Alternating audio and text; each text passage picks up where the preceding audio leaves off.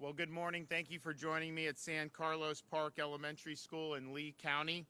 I'm joined with the Senior Chancellor with the Florida Department of Education, Jacob Oliva. I want to thank everybody at DOE for what they've been able to do. We appreciate being here at San Carlos Park Elementary School. As you know, Lee, Collier, Charlotte, Sarasota, DeSoto, and Hardee counties, they've all have kids in school. And these were areas that were affected very significantly, of course, by Hurricane Ian. There were a lot of staff and teachers that were affected by this, and yet there has been really a monumental effort to make sure kids could be back in school. And we've seen really remarkable efforts, and I think right here is a great example of that. Some schools in Lee County had extensive damage. They just could not reopen. And so this school here shows how the community responds when you have those types of roadblocks. So San Carlos Park had space at the school to take on additional staff and students. So it is currently serving as the host school for students from Sanibel Elementary and Fort Myers Beach Elementary while their schools are being rebuilt. San Carlos Park Elementary normally has about 660 students and 62 teachers. Right now, they have about 1,000 students with about 100 teachers. And so this has really been a monumental undertaking. I'm really grateful that San Carlos Park Elementary stepped up to help our kids stay in school. And they have, apparently, there's so many kids here now. The first lunch period's at 10 a.m. So people get a early lunch, but they just have to accommodate everybody. And so the county expects that these schools will continue to be merged over the next month or two. And I know they're working on other solutions besides this, but this is really important, and it's a symbol of the resiliency of the community. It's a symbol of bouncing back. I mean, when you have things like, obviously, the great search and rescue that was done helped a lot of people, really rapid power restoration that was quicker than we've had on any major hurricane in Florida history, and then to have the bridges repaired and let people be going back to Pine Island like we did in 3 days, and like we were fortunate to be able to do in Sanibel this week, where that 3 weeks after the storm, that causeway was reopened for civilian traffic, and then to see the schools back, even with student bodies whose schools no longer exist in their previous form. It just shows that people are unifying and really working hard to get back on the feet. And I think there's been great efforts. There's a lot more that needs to be done, and part of that is why we're here today. But it will be done, and we'll make it happen. We'll all work together. We'll continue to do it. So and I was able to visit briefly with some of the faculty and staff of the Lee County schools who had been displaced because of Hurricane Ian. And I ran into teachers really within a few days of the storm that were already working to get the kids back in school. And some of them didn't even have their own house left, and yet they're worried about other people's kids getting them back. So we had a lot of great efforts, and we understand that that's not easy. We also understand that there's going to be different needs that are not necessarily going to be covered by whatever FEMA could offer, or the state of Florida's programs, or insurance payments. And so one of the reasons we did the Florida Disaster Fund was to be able to meet some of those needs. And the First Lady has really led on this. It's raised, I think, like over $47 million now. And there's so many people that want to be a part of it, companies, organizations, you name it, to be able to do. So there's been a lot that's been awarded now, but there's way more to be awarded, and there's still money coming in. And so today, one of the things that we wanted to do was to recognize what the teachers and what the staff have been through, and understanding how important it is for what they're doing for the kids. We want to be able to be helpful for their own personal lives, for things that they may need during these trying times. So today, I'm excited to announce that the Florida Disaster Fund will be awarding $2 million to help these teachers get back on their feet.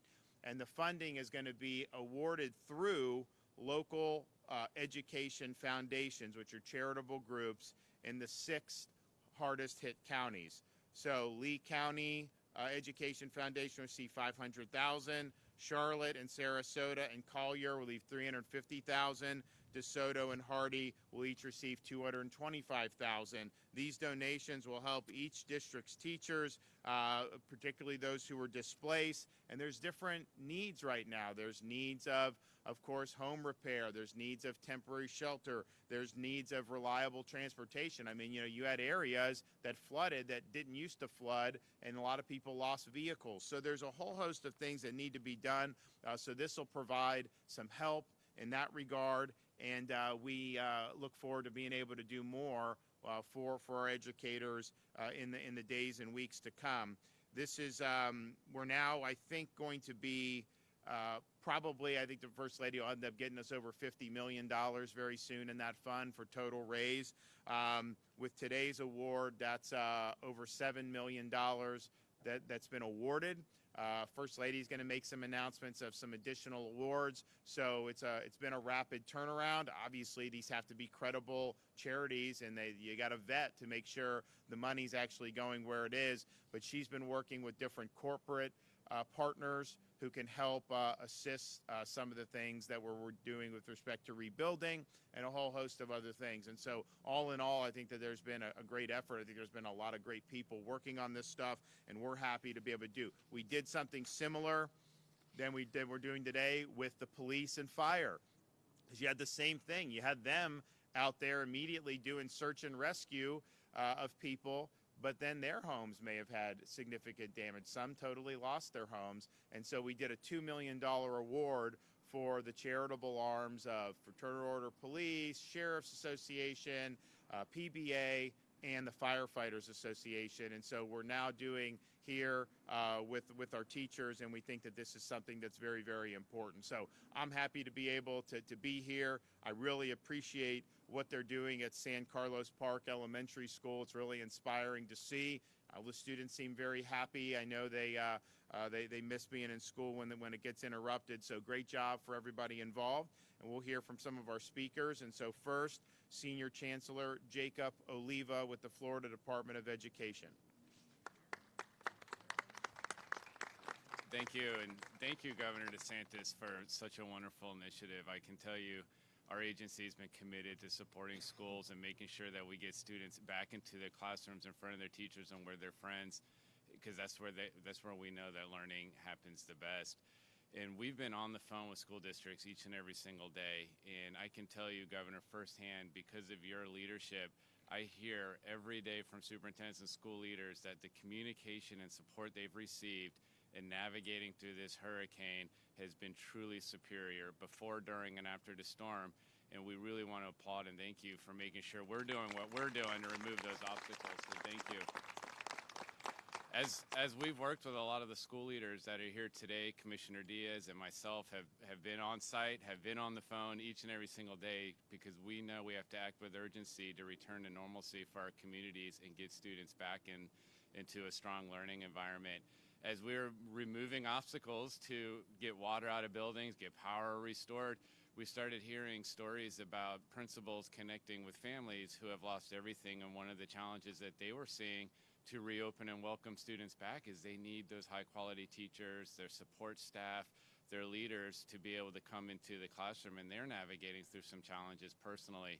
So we were able to connect with our direct support organizations, our education foundations, and start identifying what are those opportunities that we can help create, or what are the things we can do to get these families' lives restored.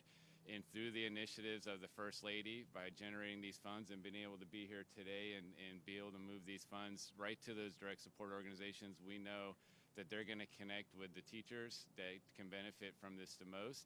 And we're really just appreciative that we're able to be here today and make this announcement. So thank you, Governor, for your work in this. Sure. Okay, Tracy Lorenzini is a teacher at San Carlos Park Elementary School. Hi, I was told to share my story. My name is Tracy Lorenzini. I'm a proud educator here at San Carlos Park Elementary in the school district of Lee County. My story is important to me, but by far it's not nearly as bad as some of the other stories of my colleagues. Many stories that I've heard, educators are impacted in much more severe ways than I was. So I guess my story is somewhere in the middle of the scope of it. But I am sharing to give all educators a voice, as this hurricane has really caused a lot of hardships for our teachers, staff, and students alike. I moved to Cape Coral, Florida with my husband, who's also an educator here in Lee County, and we have 2 school-age children. The 4 of us attend 4 different schools here, and we bought our house here 6 years ago. We live next door to my parents and across the street from my sister. My sister's son, my nephew, actually teaches here as well. So, family is very important to us. And we had the chance to have our 3 houses close together, so it was really ideal. We woke up the morning of the storm to hear that it was going to directly hit us at Cape Coral as a Category 4, almost 5 hurricane. In our 3 households, there's 10 family members total. We had a decision to make. We wanted to be all together, of course, and I was fighting for all 10 of us to be in the same house, in my house, because it's the newest. My sister's house, however, has a 2nd floor, and we were worried about the storm surge, so we opted to move all 10 of us as the storm was beginning to go all into her house. The storm was scary. We were in a closet for hours. The house shook. We had the metal shutters blow off. A window broke. My 7-year-old daughter was truly traumatized, as I think we all were. The next morning, we walked across the street to see our house, which was missing shingles, and the roof's plywood was exposed. We opened the front door and saw that the water had saturated the ceiling, and it caused a collapse in several rooms, including the living room, bedroom, and bathrooms. It collapsed on the couch where all 10 of us would have been had they listened to me, so I'm very thankful that no one listened to me. Since the storm took out our electricity, the 10 of us stayed for a few nights at my parents' house with the generator. My sister has cystic fibrosis, so we needed electricity for her medication in the refrigerated medicines and the machines that she uses. That first night, we had looters come to our house and steal gas right from the generator that was running 20 feet from where we were all sleeping. And so, of course, this added to my daughter's trauma, and we decided to leave to go to Bradenton to stay with my in-laws until power was restored. We packed up our family of 4 on my daughter's 8th birthday, and we drove to Bradenton to find that 75 was closed due to flooding. So then we were detoured through the devastation, and that 90-minute drive took us over 5 hours. Not really how she envisioned how to spend her 8th birthday. The next 9 days, we waited for power to be restored, and my husband and I drove back and forth from Bradenton to Cape Coral to bring supplies, install tarps, and gut the inside of our home to avoid the mold. We left the kids with my in-laws, and we stocked up on gas and water and numerous supplies. We took down the wet drywall and insulation ourselves while waiting for insurance to call. When we finally did hear from them, the soonest that they could get to us was yesterday, 3 weeks after we had started the process. We haven't seen any insurance money yet, and I know that this is a slow process, but we are very fortunate to have family to lean on and stay with when many, many other teachers do not have this option. Educators all over Lee County have lost their homes completely beyond repair. They have lost their cars. They have lost all of their belongings, but they haven't lost hope. I have coworkers wondering how they're going to afford their high deductibles. I have teacher friends who are continuing to pay for their mortgage while also needing to pay for rent for an apartment now. Teachers are told that they can stay in a hotel when the nearest option is hours away. Another colleague was renting and needed to find another rental, which required security deposit, first and last month's rent, while also being a smaller place with a bigger price tag. And yet, teachers are here at school. They are welcoming their students back. They are hugging them tight. They are listening to the students' horribly tragic stories with such compassion and care. They are a support system for their kids in their classrooms, even when they are the ones that need the support system. They are selfless, and have continued to give their whole heart and soul to this teaching profession, even when they feel like they have nothing else to give. Teachers are truly amazing people. Amazing. So thank you today for giving educators a voice with this press conference. There are so many stories, very heartbreaking stories. I feel very thankful for my circumstances, and I find that, you know, there's many more teachers that are still in dire need of support. So thank you. Okay, Jennifer Vine, President CEO, Education Foundation of Sarasota County, and Membership Chair for the Consortium of Florida Education Foundations. Good morning, everyone, and thank you, Governor, for the introduction. As the membership chair, I'm proud to be representing the 64 local education foundations across the state of Florida that really work in direct alignment with the school districts across the state. We focus very much on innovating learning, powering potential, and celebrating the success of wonderful teachers and educators. We've also unfortunately become great taskmasters at servicing the counties when it comes to hurricane relief. And so we're here today both with a great level of responsibility, but also with humility in knowing what's in front of us. We want to acknowledge, first of all, that as a membership organization, we raise annually $83 million each year to support nearly 98% of the students across the state of Florida. And it is an incredible honor as the Consortium of Florida Education Foundations to work with educators across our state. This moment today, though, we've also learned the paradoxical ability that storms have on us, and that is the ability to both cause great devastation, but also have the great capacity to unite our community. And it is through that vein that we're working to unite our community as educator champions. We have taken a front row seat in seeing the educators, as you've just heard, how they have taken their care and compassion and put those needs of students and others far beyond the needs of themselves.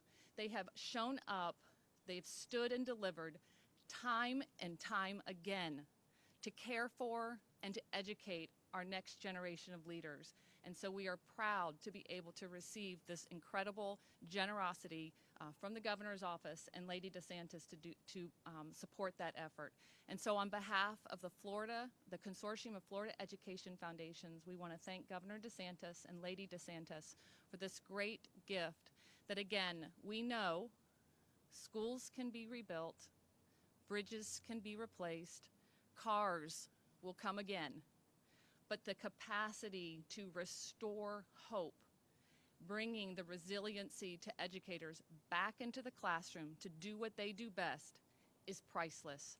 And so from all of us, thank you, Governor and Lady DeSantis, for this incredible gift. Okay, thank you. Okay, we actually have the check, so if you guys want to come